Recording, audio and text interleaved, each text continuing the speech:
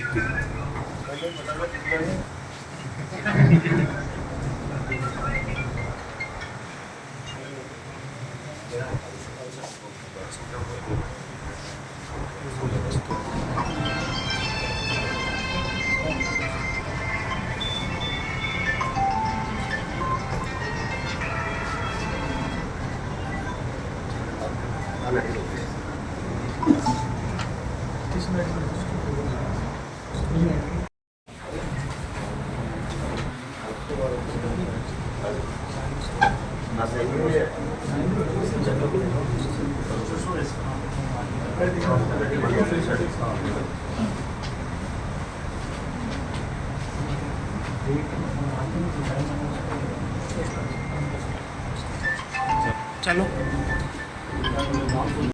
Nomination भरा है उपचुनाव का। नवलगढ़ नगर पालिका वार्ड नंबर 10 तो हमारे पूज्य भाभी जी स्वर्गीय उर्मिला चौटिया जी के निधन से सीट खाली हुई। हम सौभाग्यशाली थे कि उनका निर्विवाद नेतृत्व है और वार्ड नंबर 10 के सम्मानित लोगों ने उनको निर्विरोध जिताया। और उस समय प्रमोद भी टिकट मांग रहा था पार्टी से, लेकिन कलाजी भाई साहब के सम्मान में खुद ने स्वयं आकर कहा कि और भी 2-3 साथी थे हमारे कि नहीं भाभी जी लड़ रहे हैं तो हम लोग कोई भी चुनाव सामने नहीं करेंगे। ये बड़प्पन था वार्ड का और इनकी सेवाओं को देखते हुए, व्यवहार को देखते हुए, परिवार का जो समाज के प्रति समाज सेवा थी उसको देखते हुए निर्विरोध निर्वाचन हुआ था। आज वो हमारे बीच में नहीं है।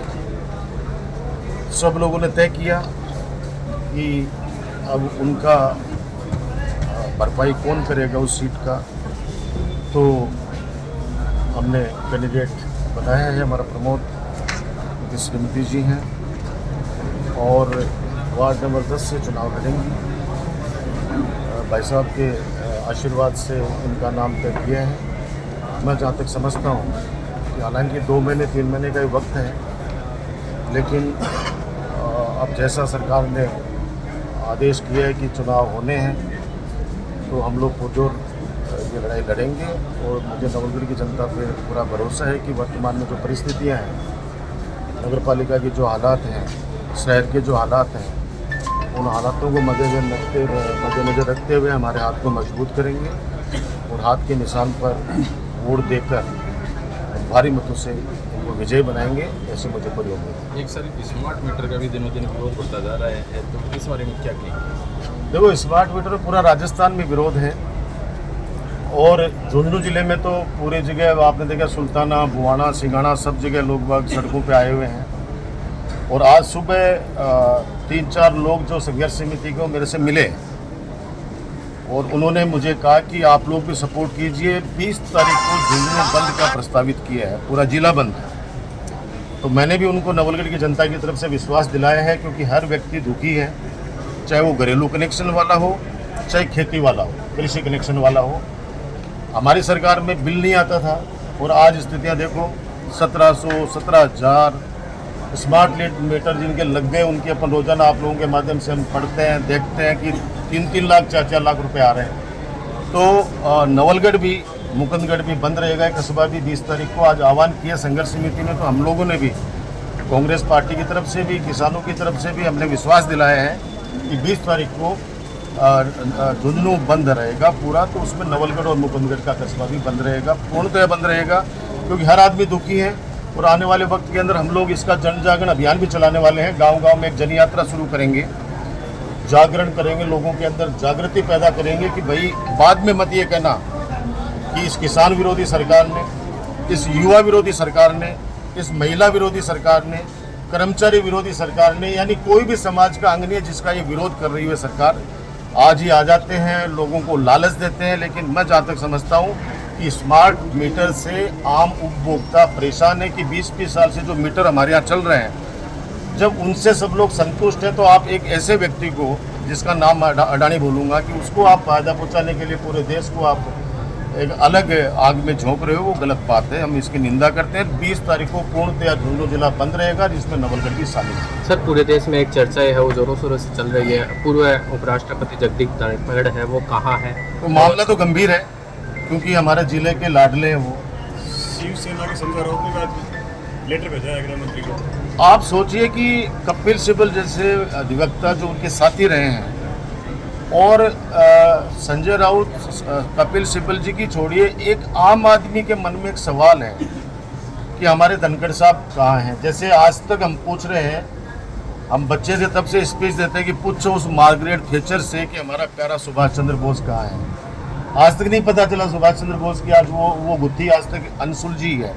तो जब इतने बड़े बड़े लोग पूरे हिंदुस्तान के अंदर मीडिया के माध्यम से सवाल उठा रहे हैं कि हमारे झुंझुनू के लाडले पूर्व उपराष्ट्रपति जिस तरीके से उनसे जबरन इस्तीफा लिया गया, उनको सम्मान के अंदर कोई भी कार्यक्रम नहीं रखा गया है। पहली बार है इतिहास में, हिंदुस्तान के इतिहास में पहली बार है कि उनके उपराष्ट्रपति जी को विदाई समारोह भी आयोजित नहीं किया गया है, और उसके बाद से वो कहाँ हैं।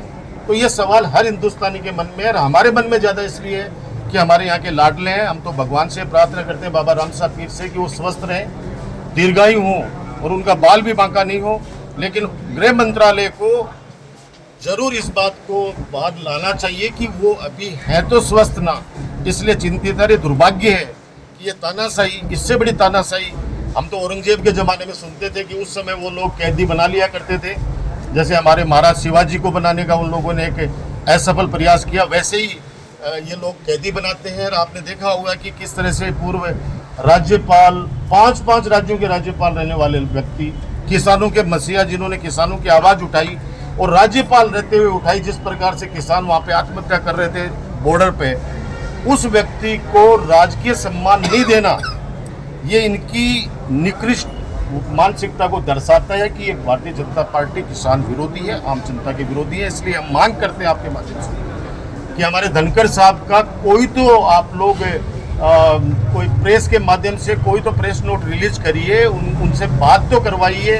उनके फ़ोन बंद कर रखे बता रहे हैं, कोई बात नहीं कर सकता उनसे, सब लोग चिंतित हैं, ये वास्तविकता है। आज एक नज़ारा देखने को मिला, एसडीएम साहब ने पत्रकारों को भी कहा कि अंदर आना अलाउ नहीं है, तो उस पर क्या कुछ कहना चाहेंगे? देखिए, चाहे प्रधानमंत्री जी भरते हो फॉर्म, चाहे राष्ट्रपति जी का फॉर्म भरा जाता हो, चाहे MP MLA किसी का फॉर्म भरा जाता हो, मीडिया हमेशा से वहाँ पे रहती है। आज तक हमने भी नहीं सुना। अब उनको क्या ऑब्जेक्शन हुआ है वो तो वो बताएंगे, लेकिन मुझे भी अच्छा नहीं लगा, क्योंकि हमेशा ये तो हमेशा से चलता है, कोई आज तक नई बात नहीं। विधानसभा के अंदर भी, विधानसभा स्पीकर का भी अगर होता है तो मीडिया को आमंत्रित किया जाता है कि आप आइए, क्योंकि आप लोगों की तो सारी चीज़ें सामने लेके आएंगे। हमदर्दी का चुनाव है और कांग्रेस के तमाम ब्लॉक पदाधिकारी मौजूद है, फिर भी राजकुमार शर्मा जी आए हैं, तो चुनाव को किन मुद्दों पर लड़ने जा रहे हैं और इतनी गंभीरता के साथ में क्या इसको सेमीफाइनल फाइनल के रूप में देख रहे हैं आप? देखिए, अब वो सेमीफाइनल फाइनल नहीं है, हमारा भावनात्मक जुड़ाव है इस चुनाव से। आपने देखा ना कि जिस वार्ड नंबर 10 की जनता ने निर्विरोध भाभी साहब को बनाया था, बहुत बड़ी बात है इस लोकतंत्र के अंदर। आज के ज़माने के अंदर घर के अंदर भी चुनाव हो जाए तो वहाँ कोई निर्विरोध नहीं बन सकता, इनको निर्विरोध बनाया, तो ये तो वार्ड नंबर 10 की जनता का बहुत बड़ा आशीर्वाद है हम लोगों पे। इस परिवार का वहाँ पे रेस्पेक्ट है, क्योंकि पहलवान जी ने भी बहुत साल तक सेवा की है। तो ये जनता जनार्दन है, जनता जनार्दन वर्तमान में देख रही है क्या हालात है नवलगढ़ की, इसलिए मैं कहना चाहता हूँ। एक घर की तरफ चलेंगे इस चुनाव में राजकुमार जी हैं? एक घर के पास, एक घर में पहुँचेंगे वार्ड नंबर 10 में। भाई घर नहीं गया उसका खामियाजा तो भुगता ही है, अब वो दोबारा गलती नहीं करेंगे, बिल्कुल घर में जाएंगे और मिलेंगे भी, सबसे अपील भी करेंगे। और वैसे भी प्रमोद है, ये बहुत अच्छा कार्यकर्ता है, ये जन सेवा में लगा रहता है। आज भी होली के त्यौहार के समय एकमात्र नानसा गेट है जिसमें इसने गिंदड़ को जिंदा रख रखा है। बड़ी कार्यकर्ताओं की इसकी टीम है, हर घर का ये चहेता है। ये पार्षद न भी था तो भी हमारे लिए तो ये पारदर्शिता आदरणीय भाभी जी की तरफ से ये जाता था सब जगह, लोगों के सुख दुख में हमेशा। आज इस परिवार से ये लड़ रहे हैं, तो मैं कह रहा हूँ कि आने वाले समय परीक्षा की तरफ देख रहे हो, अगली परीक्षा मैं कह रहा हूँ कि मैंने अग्नि परीक्षा वो तो बातें भूल ही गया, मतलब कोई बात नहीं है। जनता जनार्दन है, ठीक है। लोग बाग आपको पता है कि 3 दिन से लोगों को धमका रहे हैं कि तुम चुनाव लड़ो वरना तुम्हारे साथ, तुम चुनाव लड़ो। अब यहाँ जबरदस्ती से चुनाव लड़ाया जाएगा नहीं? जनता वोट देने हाँ, जबरदस्ती उनको कैंडिडेट को तैयार करे, जबरदस्ती। कोई कैंडिडेट करे भाई साहब मेरे पे दबाव डाल रहे, कोई करे मेरे पे दबाव डाल रहे। मैंने कहा भैया जनता है, आप लोग देख लो, अगर आपका मन मानता है तो आप लोग लोकतंत्र के अंदर आप सब लोग स्वतंत्र हैं, चुनाव लड़ सकते हैं। लेकिन मुझे लगता है कि भारी मतों से कांग्रेस पार्टी वहाँ जीतेगी। और